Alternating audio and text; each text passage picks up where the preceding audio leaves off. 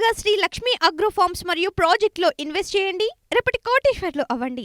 సంప్రదించవలసిన numbers. YCP ప్రభుత్వ హయాంలో ఆ పార్టీ రెబల్ ఎంపీగా ఉన్న రఘురామకృష్ణరాజును దేశద్రోహం కేసులో అరెస్ట్ చేసి కస్టడీలో చిత్రహింసలు పెట్టారని ఆరోపణలు వెల్లువెత్తిన సంగతి తెలిసిందే. స్వయంగా రఘురామనే ఆ ఆరోపణలు చేశారు. తను పోలీసులు కొడుతూ ఆ వీడియోను సీఎం వైఎస్ జగన్కు పంపారని ఆరోపించారు.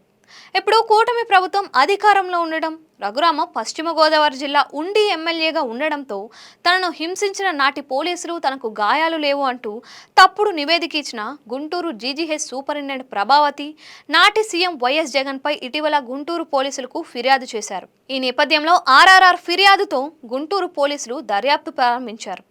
ఈ కేసులో నిందితులుగా ఉన్న నాటి సీఎం వైఎస్ జగన్, నాటి సిఐడి డీజీ సునీల్ కుమార్, నాటి ఇంటెలిజెన్స్ విభాగం అధిపతి పిఎస్ఆర్ ఆంజనేయులు తదితరులకు నోటీసులు ఇచ్చి విచారణకు పిలవడానికి రంగం సిద్ధం చేసినట్లు తెలుస్తోంది.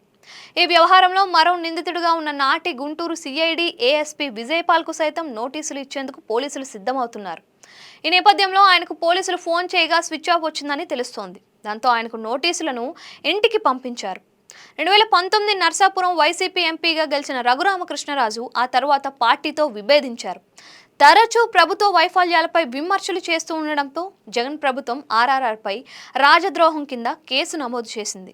ఈ క్రమంలో అప్పట్లో హైదరాబాద్లో ఉన్న ఆర్ఆర్ఆర్ను అరెస్ట్ చేసి ఏపీకి తీసుకొచ్చారు. తమ కస్టడీలో సిఐడి పోలీసులు ఆయన్ను చిత్రహింసలు పెట్టారని ఆరోపణలు వ్యక్తమయ్యాయి.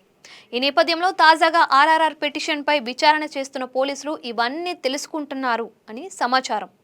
హైదరాబాద్లో ఆర్ఆర్ఆర్ను అరెస్ట్ చేయడం, ఏపీకి తీసుకురావడం, పోలీస్ స్టేషన్కు తరలించడం, కస్టడీలో చిత్రహింసలు పెట్టడం, ఆ వీడియో తీసి జగన్కు పంపడం, ఇలా ప్రతి అంశంపైన కూలంకుషంగా దర్యాప్తు చేస్తున్నట్లు సమాచారం.